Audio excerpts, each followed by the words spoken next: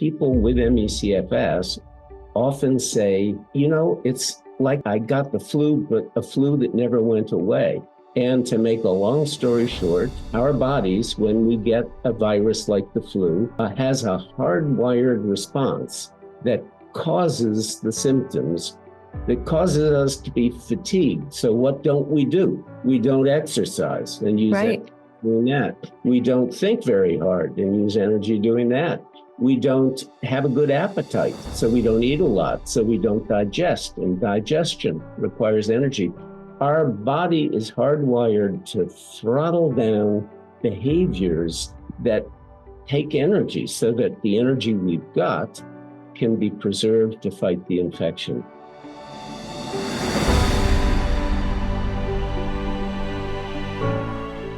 Welcome to the Hope and Help podcast, where we talk about science and science-based tools for fatigue and chronic illness. I'm Haylie Pomroy, #1 New York Times best-selling author, and the Assistant Director of the Integrative Medicine Program at the Institute for Neuro-Immune Medicine. Today, we're going to talk a lot about ME/CFS, and I am fortunate to be joined with Dr. Anthony Komaroff. Dr. Komaroff is a professor of medicine at Harvard Medical School. He is also a senior physician at Brigham and Women's Hospital. Dr. Komaroff has been studying and doing research in the field of ME/CFS for over 40 years. Dr. Komaroff, thank you so much for being here with me today. I really appreciate it. Well, thanks for inviting me, Haylie. Our community was so excited to have you. I posted a couple days ago that I was getting the chance to interview you, and we had tons of questions. You have such an extensive background, and it's touched in so many aspects of this syndrome or complexity of symptom profile that the questions were pretty vast. But I want to first ask you, how did you get interested in this space? How did, in your expression of medicine, how did you land here? Early in my career, I saw several patients who told me something that I'd never heard before and I'd never been taught in medical school. They said they'd come down with what seemed like a brief flu viral illness, but this time, unlike many previous times, they never got better. It was now months or years later, and they were still suffering from symptoms that had made it very hard for them to function. I said I hadn't heard of that. I went into the textbooks. I couldn't find any reference to such an illness in the textbooks. I did the usual laboratory tests, and the results came back normal. And so I had a dilemma. Either these patients were imagining their symptoms, right, or they had an illness that medicine had not yet recognized and figured out. And I love that you said the word "or," and I love what you just said, an illness that medicine had just not recognized yet or figured out. That just gave me chills because it gave so many people validation. I'm sorry to interrupt. Please keep going. I'm underlining this. This is great. Yeah. So anyway, I said, well, this is interesting. If I'm going to help these people, I have to see if I can find any underlying physical abnormalities that are caused by this illness and that are causing the symptoms of the illness. And I began looking for those, and that's how it all began. And where were you practicing at the time? At the Brigham and Women's Hospital. And when you were seeing patients, it's like, were you seeing more and more? Were more and more referrals coming in with this, or was it, just kind of trickling in with your patient population? It was trickling in with the patient population initially, but over the next 5 years or so, word got out and interest in the illness started to grow, and then it became more like a flood. Oh, unfortunately, right? I wish it was a dwindling trickle is what I hope for the future. When you started seeing patients, had they previously seen typically other practitioners that weren't acknowledging what they had going on? I mean, we hear about that a lot in our community about people sometimes seeing 20 doctors in 10 years before they finally get a diagnosis. Were you seeing that they were coming to you having had already been to other people? Yeah, unfortunately, that was often the case. Sometimes those other physicians were genuinely puzzled and were trying to figure it out, but couldn't. But other times, some of the physicians decided to dismiss the patients and Right. say, if I can't figure out your diagnosis, that's my problem. And I don't like having a problem. So I'm going to make it your problem. The problem is you're imagining that you have these symptoms. And I saw that happening to lots of patients. Hi, it's Haylie Pomroy, your host. Did you know that the world's largest single environmental health risk is air pollution? That's right. We are being bombarded by toxins every single day because they are in the very air we breathe. But don't worry, there is hope. Whether you are dealing with fatigue, mast cell activation, an autoimmune disorder, long COVID, viral reactivation, inflammation, anxiety, or depression, all of it can feel overwhelming. I know firsthand what it feels like to fight to find real impactful solutions to your health struggles. I have been where you are. But one thing is crystal clear. We must address the environmental and toxic burden in our bodies. Let me help you do that.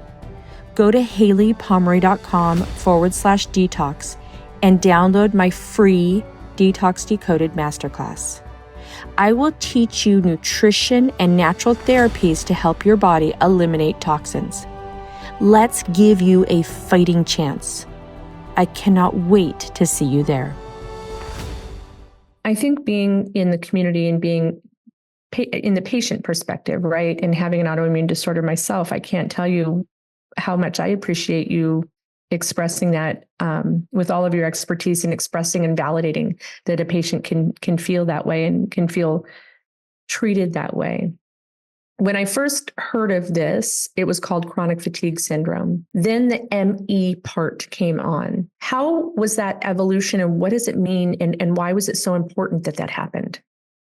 Well, chronic fatigue syndrome is an awful name. It trivializes the illness because every human being says, well, I've been fatigued. Everybody's got fatigue. Right. I'm tired too. Yeah.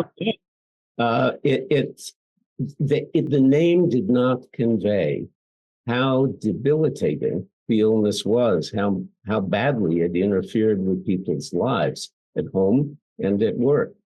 So it was myalgic encephalomyelitis was a term that had actually begun use 40, 50 years ago in Britain.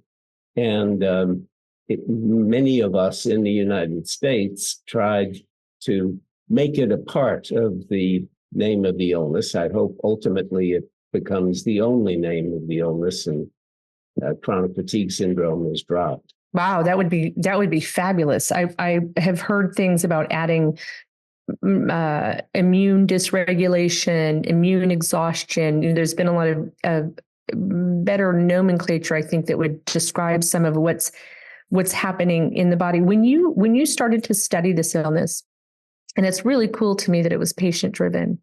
Who else was in the field? Was it far and few between? Were we leaning on other pre-viral illnesses? Was it more recognized internationally? What did the field look like?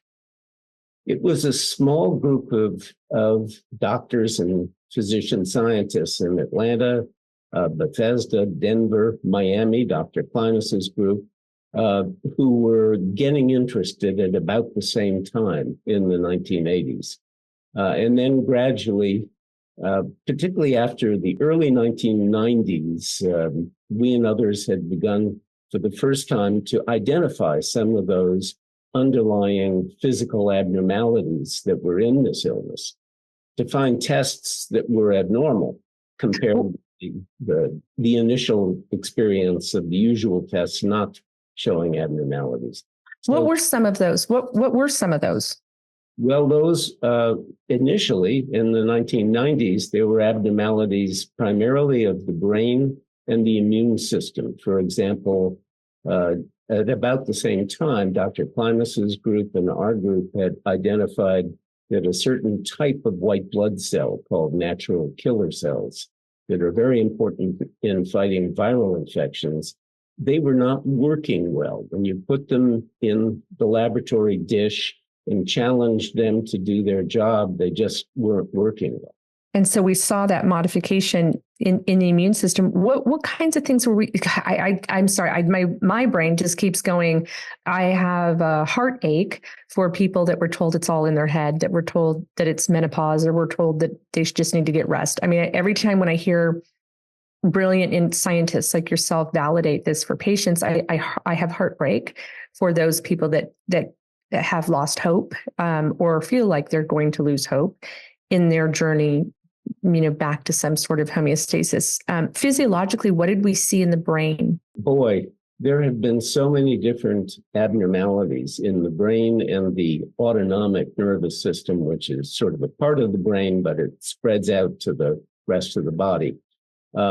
Really, over the last 20 years in particular, there have been a huge number of abnormalities found that involve the brain, the autonomic nervous system, the immune system, but also energy metabolism, the gut microbiome, the bacteria that live in all of our guts, and the cardiovascular system, the heart and the blood vessels. There are so many abnormalities of the brain and of all of these other organ systems. It's not possible to summarize them in a short interview like ours. But this is so good for people to have this conversation. How do people find doctors that have some semblance of education in this? Because we want to educate our upcoming physicians and re-educate, our physicians that are currently practicing. We had an interesting conversation in clinic the other day where we were talking about how COVID happened all at once for physicians. So many physicians that didn't know how to treat long viral dysregulation are being forced to, because it was this large volume of people, and COVID was definitely recognized and believed. But that a lot of the doctors like yourself that were studying ME/CFS for so many years have educated, so they were able to kind of leapfrog what that dysregulation looks like in long COVID because of what they had studied in ME/CFS. Do you agree with that? I do, but not every doctor does.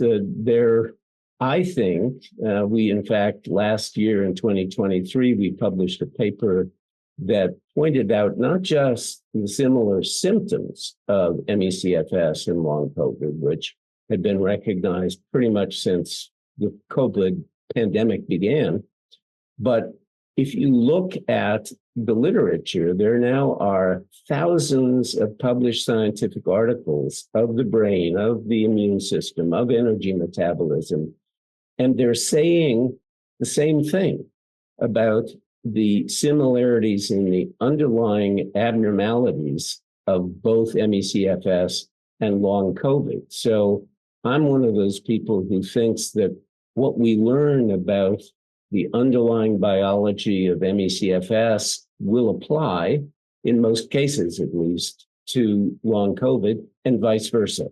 So the real encouraging news is that the world, the government of the United States in particular, is spending lots more money, finally, on studying long COVID, and hopefully that'll translate into ME/CFS and other post-infectious fatigue syndromes, which I think both long COVID and ME/CFS are. Wow. And I heard somebody the other day use the term that what we're seeing now is the true pandemic, that the post dysregulation in the body is really making an impact on a lot of people, and an impact on people that fall all across the spectrum. Had COVID really bad, didn't have COVID really bad, potentially vaccine associated with it. There's good research going into all of that, which is great, and funding. but that this is forcing, both the patient and the physician to understand what's happening in the body. And that's what I want to ask you is, what is it that you think is causing the kind of the physical abnormalities and all of these symptoms? And let me start with what I think is not causing ME/CFS. I think, and I've always thought, that ME/CFS is not an illness caused by a single novel infectious agent in the way that HIV is the necessary trigger for AIDS. Got it. I think instead, ME/CFS is caused by the way the immune system and the energy metabolism respond to an infection. So what do I mean? I mean that people with ME/CFS often say, it's like I got the flu, but a flu that never went away. I think there's a clue in that. And the question is, why do we feel sick the way we do when we get the flu? What is happening in our body that causes the sickness symptoms? And the science of that is now coming into view. We have understood that when you get an infection, the immune system has to attack it. And attacking it requires energy. And energy in the form of ATP molecules is something that our body has only so much of. So what do we need to do to find the energy to fight the infection? The body needs to stop or throttle down any kind of energy consuming activities that are absolutely necessary. Okay. That we can preserve the energy to fight the infection. And to make a long story short, our bodies, when we get a virus like the flu, has a hardwired response that causes the symptoms, that causes us to be fatigued. So what don't we do? We don't exercise and use energy doing that. We don't think very hard and use energy doing that. We don't have a good appetite, so we don't eat a lot, so we don't digest, and digestion requires energy. Our body is hardwired to throttle down behaviors that take energy so that the energy we've got can be preserved to fight the infection. That's something that's well established, not just in humans, but in all animals where it's ever been studied. You can tell when you're pets. Oh, yeah. Right? My background is in agriculture, animal sciences, then biochemistry, then nutrition, right? And now neuroimmunology. But I always say, we know, and we nourish our pets better than we nourish most of ourselves. I always say we do not walk out the door and don't feed our dog, yet we walk out the door without breakfast to expect our bodies to heal and think and perform. And, but in every animal model, in captivity and in the wild, you're right. The body is designed to gear down in order to conserve. And we're making progress understanding some of the causes, some of the triggers, I guess we would call them, right, for ME/CFS. What are some of the things that we have identified as triggers? I know you mentioned a viral component. Right. Many different kinds of infectious agents, not just viruses, but also some bacteria, some protozoans like Giardia. Right. That infects our guts. A very similar illness to ME/CFS and to Long COVID follows a whole variety of different infections. It's been well established. And it's even interesting that following certain injuries, not non-infectious injuries, like a bad auto accident or like Gulf War illness that Dr. Klimas studies, where there is a physical injury to the body in Gulf War illness from toxins that we're exposed to. These injuries to the body trigger a very similar illness to the post-infection illness that we are talking about today. And that in the same reason, in my opinion, the body has to heal that auto accident injury, that Gulf War illness, toxic injury. And to heal it, it has to throttle down other energy consuming activities to preserve the energy necessary to heal the injury. Hey guys, it's Haylie, your host. I wanted to bring to your attention the possibility of coming in and doing a study with us. It is called the COVID UP study, and UP stands for Understanding the Post-Viral Phase. You have to be local in South Florida. There are 2 phases of this study. Let me give you the phone number. It's 305-275-5450. And the email is inimresearch@nova.edu. We are currently looking for patients that are dealing with post-COVID, long COVID. We have 2 phases of that study. Please contact us and see if this could be an opportunity for you to get the care and information that you need. Hola, soy la doctora Ana Palacio, de la Universidad de Miami. Me encantó participar en el podcast de hoy y quería invitarlos a considerar el estudio COVID UP. Este estudio está tratando de determinar por qué las personas no mejoran después de COVID. Si les interesa saber más de este estudio, por favor llamen al número 305-275-5450 o pueden escribir al email inimresearch@nova.edu. Les agradezco mucho su interés y los vemos la próxima vez. It does feel like there's many triggers that are all affect our bodies to adapt to those, like a hormetic event that causes our bodies to create a dysfunctional homeostasis, right?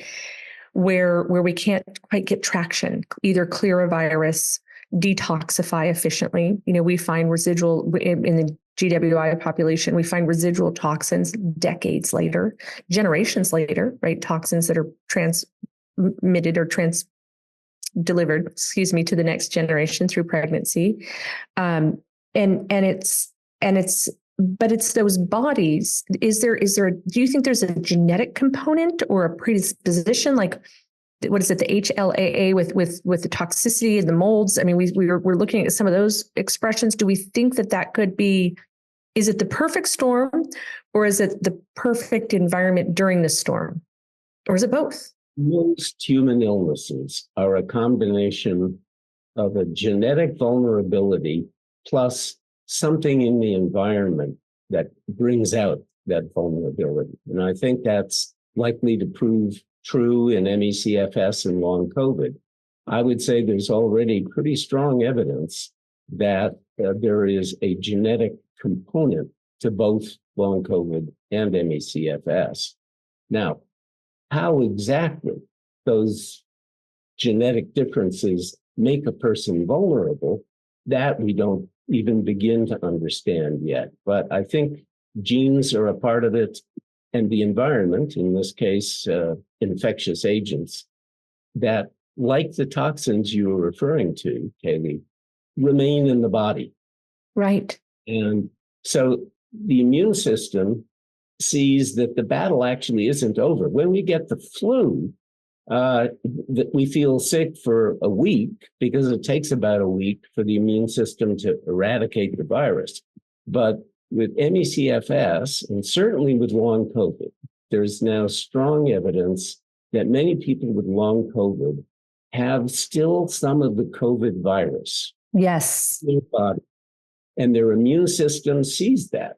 And the immune system says, hey, the battle's not over.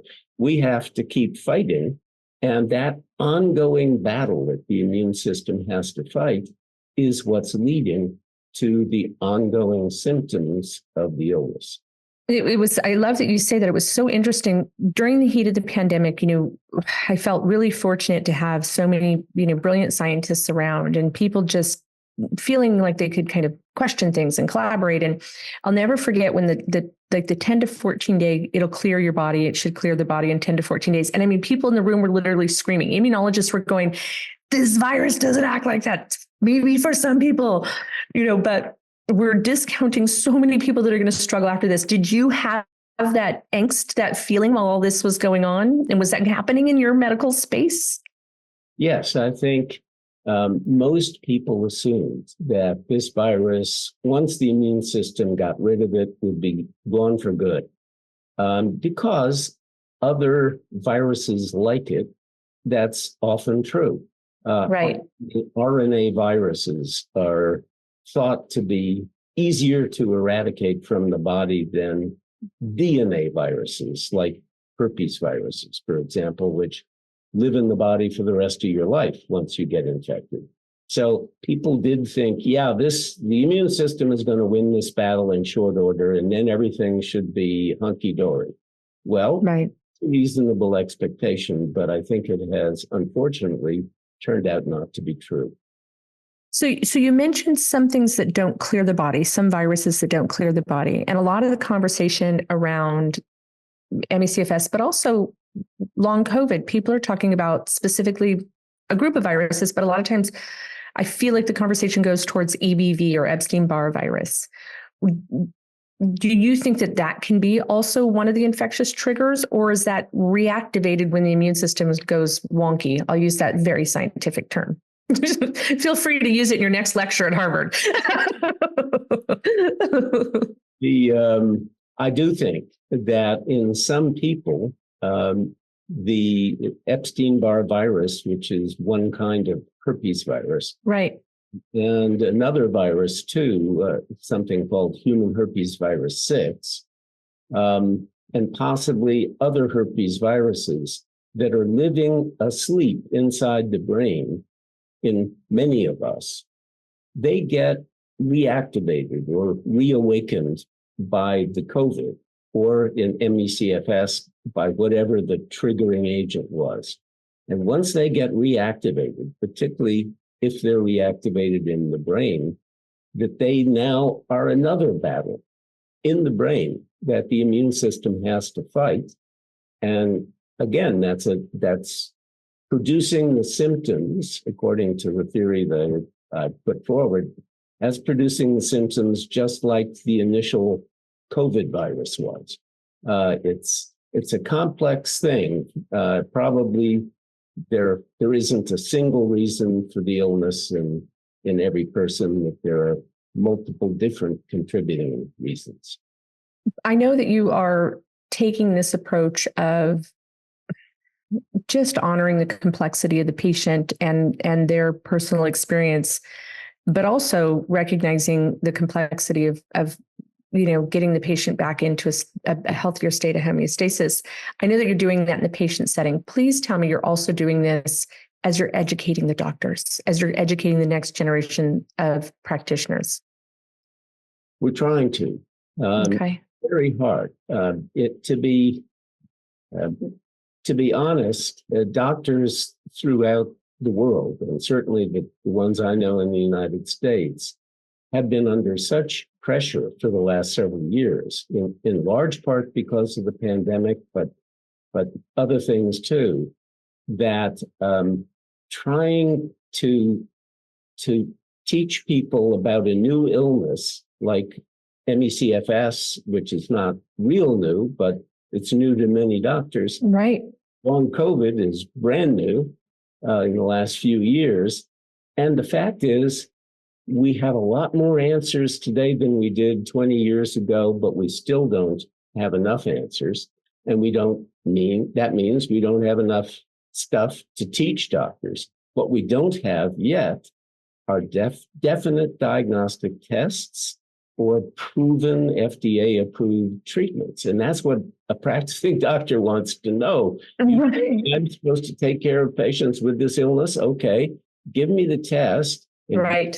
Proven treatment, and I'll be able to do something to help my patients. Well, we're still in the process of developing those things. And so we don't have definite tools to give doctors yet. It was interesting. Someone said to me one time that we wasted so many years, 10 to 20 years, depending. There was just this big waste of, not wasted time, but time that could have been used to develop diagnostics, so to verify the theory, right, or the hypothesis that this could be what's going on with the patient, and to have a protocol for progress, right, for progression of the patient in a positive light, just getting validation that it actually existed. Yeah. And the thing that's a little bit nice is that gap seems to be shortened with the long COVID, or at least to some aspect, or because not that the diagnostics are good or the protocol for progression in a positive direction are good yet, but we don't have to go through those hoops of this is actually something going on in the body and to believe the patient. Do you see that now, that at least we're getting to the forefront of diagnostics and treatment before just debating whether it exists or not?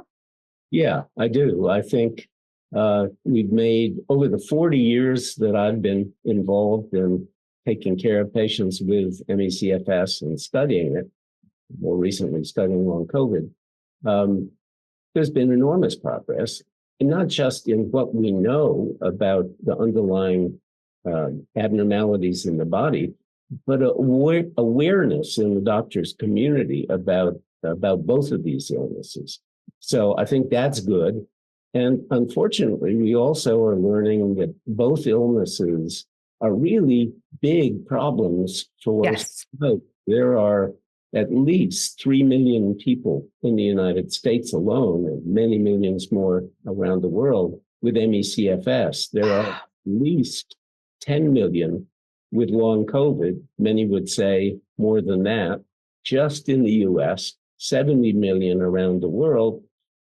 And has huge implications for our country, for our economy.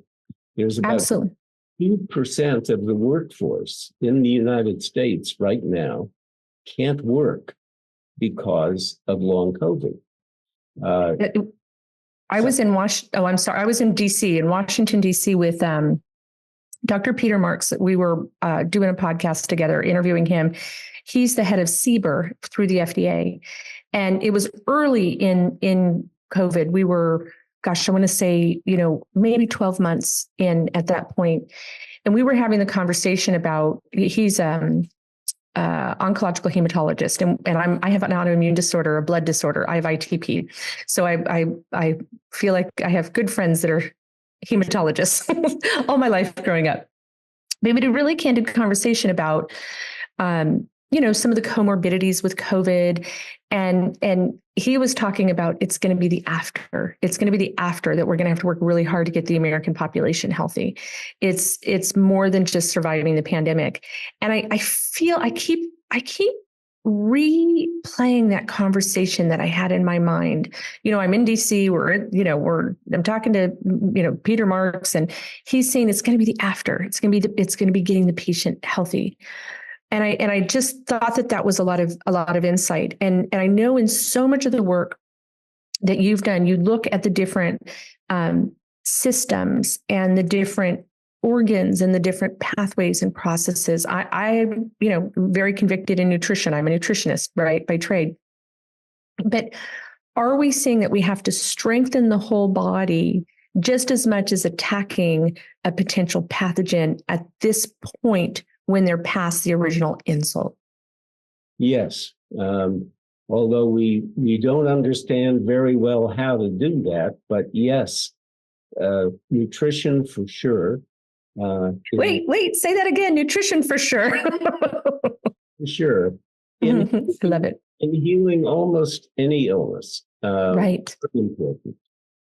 And so is regular exercise. But of course, with ME/CFS and long COVID, that's a problem because part of the illness is an intolerance to a negative reaction to exercise if it's pushed too hard. So you have to be very careful with that. And I'm not recommending exercise therapy for either of those two illnesses. So, but it does lend to the fact that if we know that exercise helps the body be healthy, and you're dealing with something that exercise comes off the table, that also is a contributing factor. It makes it harder for the body to get well. The very state of exercising causing an exacerbation of not just symptoms, but inflammatory response, makes it so that we're talking about a syndrome that one of our, I'm going to say, cornerstones of health is pulled away from us. So we have to be really creative at putting other things in until we get the body back to a metabolic state where exercise can be employed. But sometimes it just can't. It's like saying a person with 2 fractured femurs, would be really good if you get on the treadmill every day. You know, if that's not the case, then what do? We don't just say, sorry, you can't, you have 2 fractured femurs, no treadmill for you, therefore you can't achieve health. We have to be creative and resourceful and say, what can we come in the back door, the side door, the front door, kick down the door in order to embrace a body where it can create a new homeostasis back towards the progression of health. So I'm glad that you validated that for people, because so my daughter was dealing with some major health positive EBV, PCR, and also HHV6. I ended up at UCLA testing positive to every virus you could imagine. It's kind of a crazy situation. But all her friends were like, you just need to get up. And she's a professional rodeo. She's a type A scholarship student, rides pro rodeo, barrel races, landed her hiney at UCLA and just, was tanked physically. And everybody said, just get up and ride, just get up and run, just get up and exercise. And she said, and sometimes she could get enough rest where psychologically she'd force herself to do it and she would pay for it. I mean, just pay for it. And it was, I'm lucky. I get access to people like you. I have doctors that are trained by people like you. I have Dr. Klimas around in my space, but so many people out there just don't have it. And I think, Dr. Komaroff, I know we're running out of time, but I just want to say that everybody out there that's listening, there is so much value in you validating what they're going through. Whether it's, we appreciate if our loved ones and our moms and our kids and our parents validate us, but to have somebody in the medical establishment that's had the legacy that you've created validate it for us, I just want to thank you for that gift, because it's really, really, really huge to all of those people that are struggling out there. Well, thank you for those kind words, Haylie. I think though we can't rest easy. We need to faster. We need to take action. There is no doubt that there's much more interest in and resources for studying these illnesses now, but I'd urge people to contact your representatives in Congress, contact the director of the National Institutes of Health, and really urge that there be more support for studying ME/CFS as part of the Long COVID initiative, as part of the Women's Health Initiative. It's by investing more in figuring out what's going wrong in the body that we're going to have the good diagnostic tests and, most important, the effective treatments. And everybody out there, do not underestimate the power of doing that. We would not see the money going towards our veterans right now for Gulf War injury, GWI, for Desert Shield, Desert Storm, if it weren't for very large individuals contacting. So please make sure that you're advocating. Also, where can people get more information about this stuff that we're talking about? Is there, we have, do we have books? Do we have websites? Where can they go to I've posted, we'll post this everywhere for everybody. But what would be the specific call to action that somebody can do right now to become an empowered patient and an advocate for their loved ones? There are a growing number of organizations, patient-focused organizations like Solve ME and Open Medicine Foundation on the West Coast that have websites, have information available. The NIH and CDC have information available, and it's not hard to find lots of information online. The problem is some of it is probably incorrect, but that's the internet. But nevertheless, the organizations I've mentioned are the best places, I would say, to get online information. Okay. Well, I know that this podcast is going to have a ton of questions from our community. Please, may I please have you back on? I know that our community would love it very much. I'd love to come see you when I'm in Boston. I travel to Boston quite a bit. Spend some time, sit in your classes. I just want to learn more. And I really thank you for teaching not only our next generation, but being a huge advocate for your patient and for the re-education of the physicians that are at the front line right now of helping their patients. So thank you so much for being here. I really appreciate the conversation and all the work that you've done on behalf of all of us out there. Well, thank you for your kind words, Haylie. It's been a pleasure. Talk to you soon. Bye-bye. Bye.